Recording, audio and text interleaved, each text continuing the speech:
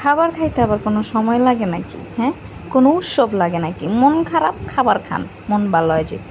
ভালো লাগতেছে না, খাবার খান, দেখবেন ভালো এমন লাগা শুরু হইব যে আপনি খুঁজেই পাইবেন না, এই ভালো কেমন লাগা শুরু হয়ে গেল গা।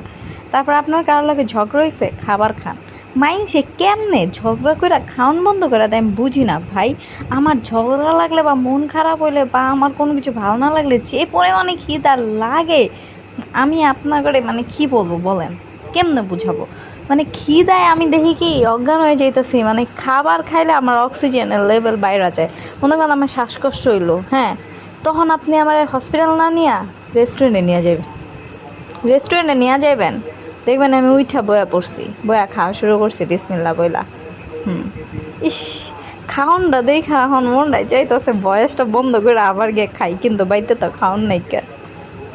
এরকম লেবু উপরে দিয়ে চিপড়া, আরে শান্তি, খাবারের চেয়ে শান্তি কিছু আছে? মাই সে কিল্লে গেছে এরকম কান্দে মান্দে, হ্যাঁ। খাওয়ানোর লেগে কান্দা উচিত, দুনিয়াতে যদি কোনো কষ্টই পাওয়া উচিত তাহলে এটা খাওয়ানোর লেগে কষ্ট পাওয়া উচিত। হুম। আমার এখন আবার খাইতে মন চাইতেছে, রাহি, আল্লাহ হাফেজ।